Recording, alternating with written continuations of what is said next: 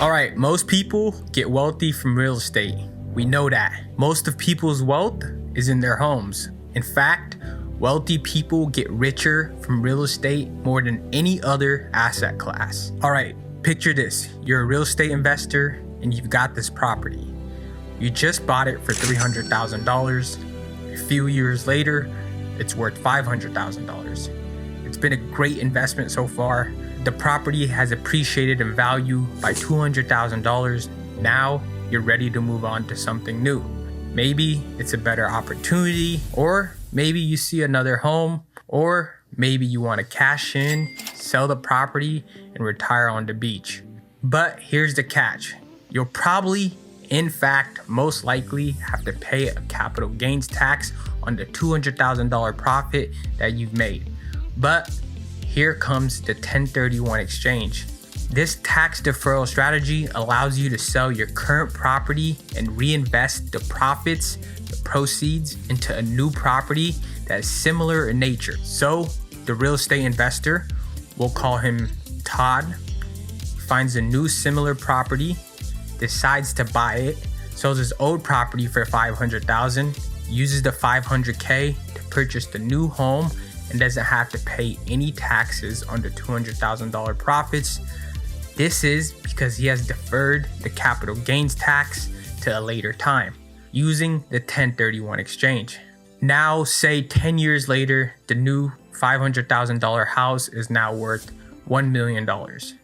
He can keep doing this over and over again via the 1031 exchange. But now let's say Todd happens to hold on to the property until he dies. And through his estate plan, he passes the property to his children. So his son, and we'll call him Sam.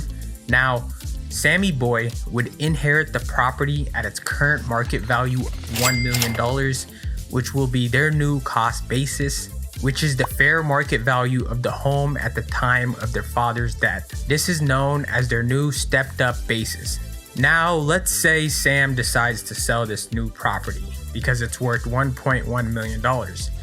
He got it at fair market value of $1 million. He'll only have to pay a capital gains tax on the $100,000 profit instead of the $800,000 appreciation over the years. By only having to pay taxes on $100,000, the difference between the sale price and their new stepped up basis of $1.1 million, this results in a huge amount of tax savings for the investor or their heirs. In this example, Sam. Now, say his children, his son, Sam, wants to keep doing the same thing, not sell the home and purchase similar properties and keep deferring the tax using the 1031 exchange. He can keep doing this over and over and over again. Now, this is why it's so fucked. If you have a lot of money, you can do the 1031 exchange with multiple homes, deferring the tax liability indefinitely, holding on until your death,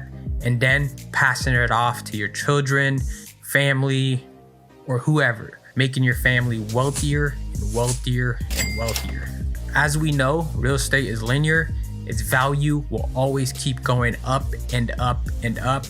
And that's how the rich, people who have money, keep getting wealthier and wealthier. The game could be said to be rigged. Moral of the story is that investors with a lot of money have an advantage when using the 1031 exchange.